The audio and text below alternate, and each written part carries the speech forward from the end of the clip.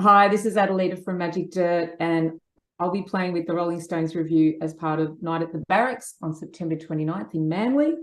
And I'm here to chat with Kris on Heavy. Beautiful. Adalita, thanks for joining us today.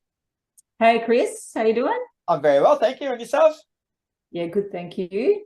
Very good. So before we get on to your particular show, I do want to chat a little bit about the whole event, which goes under the name of Night at the Barracks. It's basically a series of open-air gigs spread over 3 weeks from September 15th to October 8th at the picturesque setting overlooking Manly's North Head. Like, does that sound right? Is that pretty much what it is in a nutshell?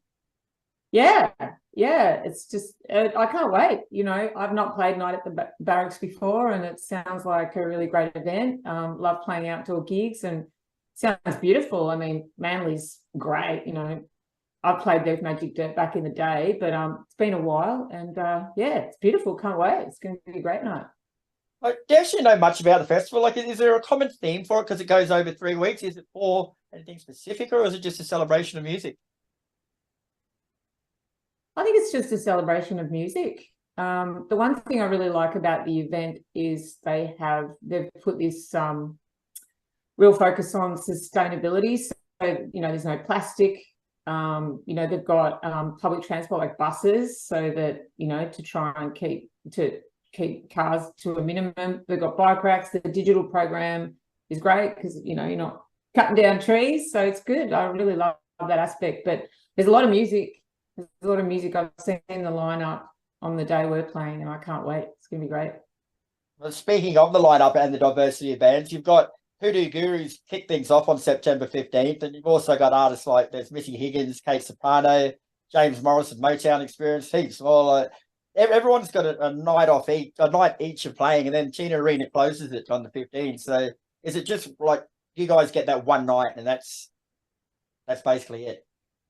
Yeah, that's basically it. We get the one night, get to do that, and I can't wait to see Hoodoo Gurus and Kate and Missy. It's going to be great. And then Tina Arena. I mean, I've since I was a kid, I've seen Tina Arena on the telly, but I've never actually seen her live. So I'm stoked. I can't wait to see all these Wow. amazing artists. Yeah, it's going Wow. to be huge.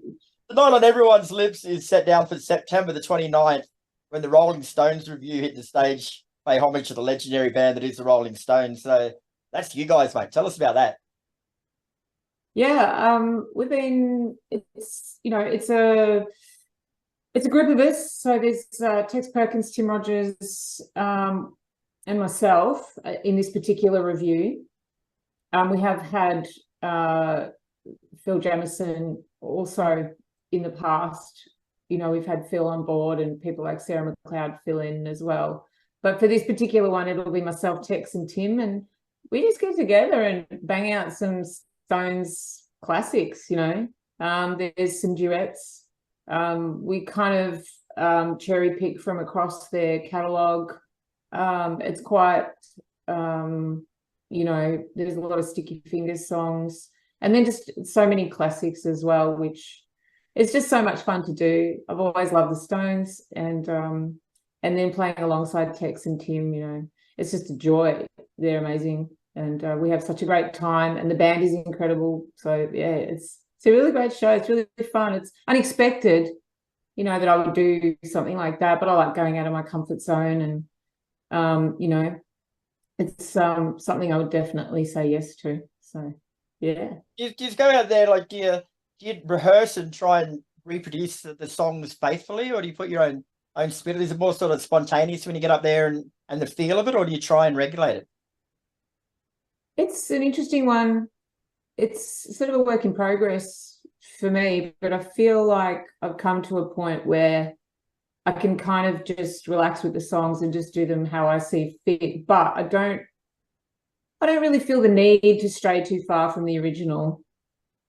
I'd like to really just kind of stick pretty close to the original because they're such great songs, the melody lines. I don't want to stuff around with anything too much.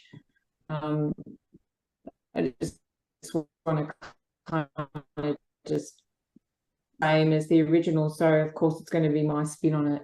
And I guess a female artist singing some of the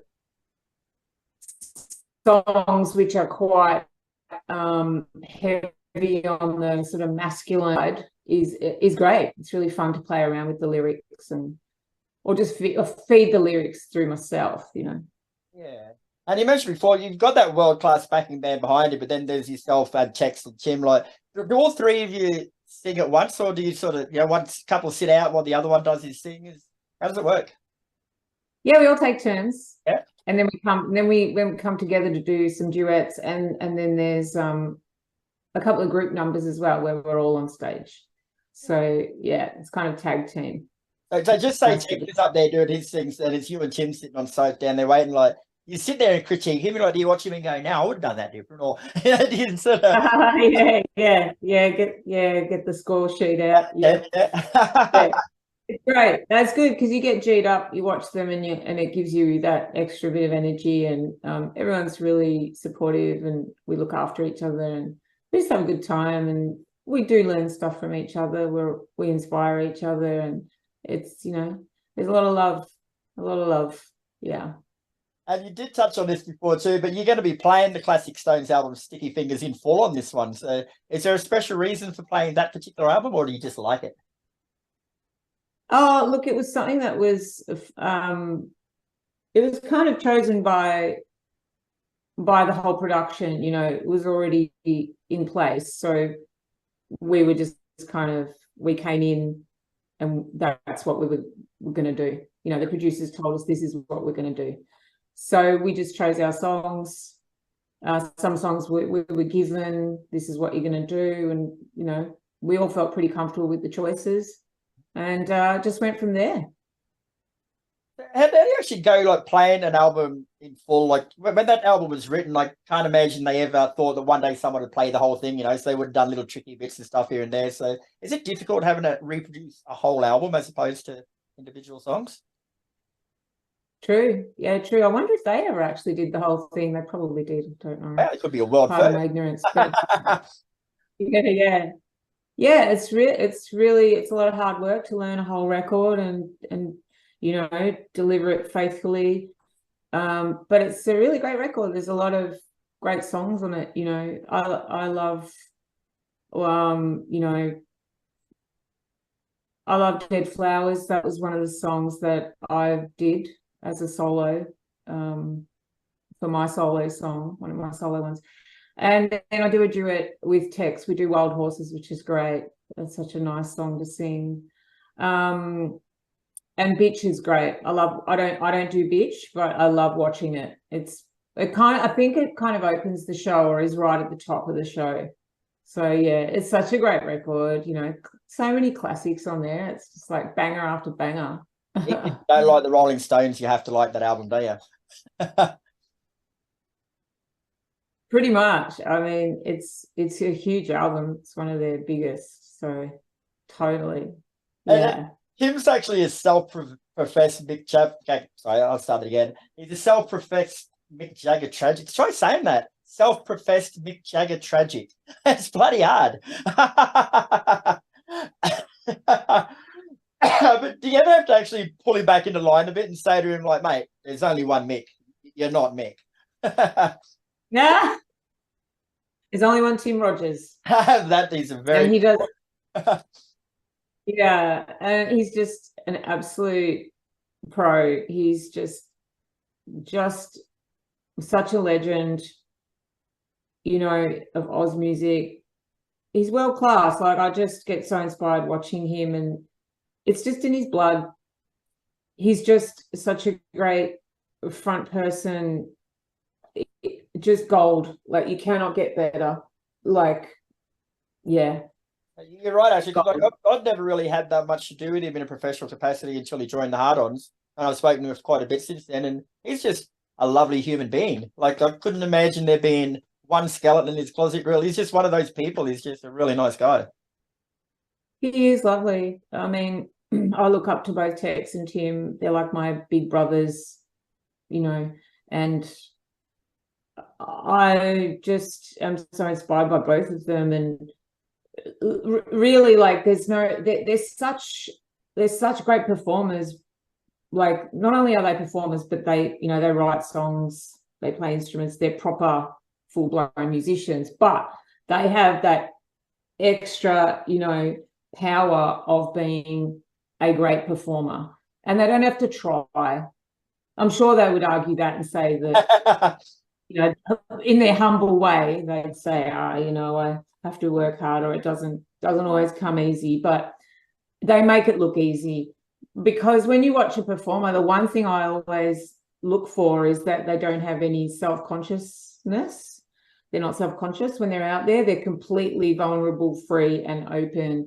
And when you watch them, you feel comfortable, like that, you know, they're you know, they've got you safely in the palm of their hand. You know, they're not going to let you go. Yeah. So they're both Tex and Tim are like that for me. Like, you know, they're just fearless and made for the stage. That's what they do. That's their calling. Yeah. And they're just 100%. Nice guys. Yeah. And I understand you got a state-of-the-art visual accompaniment to the show too. Like, what do you got there? Oh, mate, you should see it. It's incredible. It's this it's like a screen with just this amazing visual display of, you know, the Rolling Stones photos and footage, but it's so well put together, and the light show, it really adds to the show, but it doesn't distract from the show. It's this really great balance, and it's just beautiful to watch and so well put together. Like the crew that do it, hats off. Like, people don't realize how much hard work goes in, but it looks awesome. So good. Yeah. And really adds to the energy of the show, and you know, just makes you happy. Along with not just the crowd, it actually helped you guys on stage feel it a bit more too. Absolutely. You sort of dropped into this world of the Rolling Stones, and it's really all encompassing, you know, visually and you know, with the music as well. It's this great big, you know, package of Rolling Stones goodness, you know. It's great.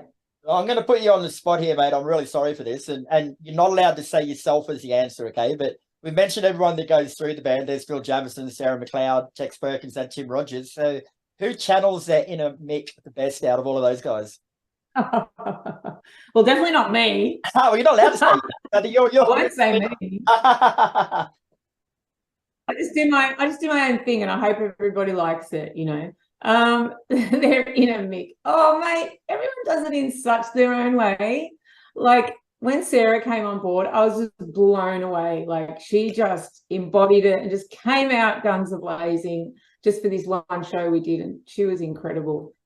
And then Phil is just so, he embodies that smooth side, the sort of like that 80s, like start me up kind of side of Mick, you know. It's bloody awesome. And then Tex comes out, and he's like this powerful, like, you know, he's sort of got that darker edge, and he comes out and he like semi kind of scares you, like, you know, in a good way. You're like joyfully slightly terrified, but so drawn, and you just fall in love with him. And then, of course, Tim comes out, and he's sort of like got that sort of sparkly, glittery aspect, the slightly glam, you know, Mick. So everyone kind of, you know, comes out and does their thing. And then I do my own thing with it, which is from that darker indie sort of, I guess, female, I'm obviously a female perspective, you know.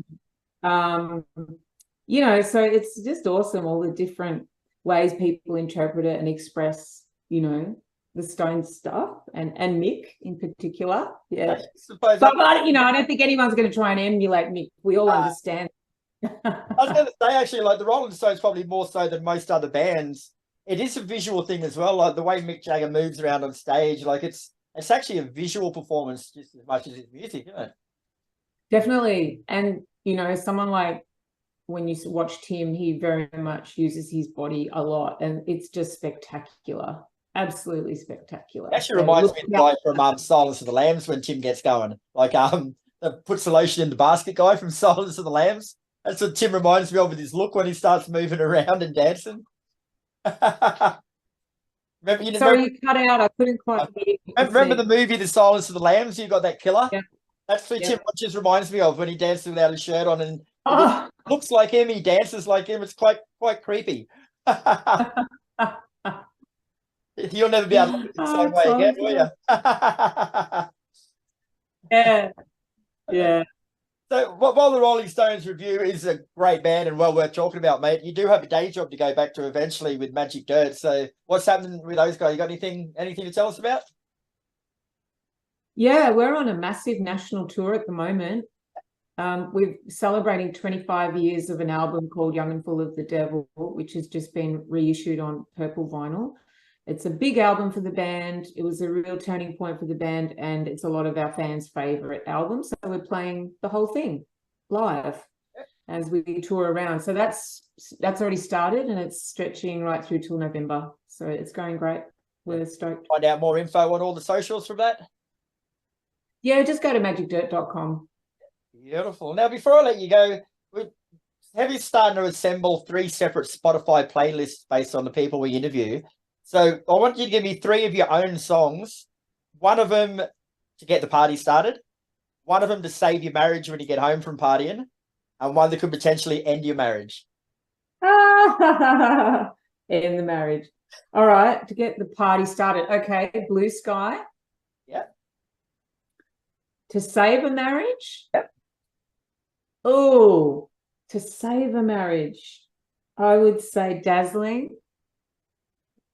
And then to end the marriage, I would say a song called Trust is Rust.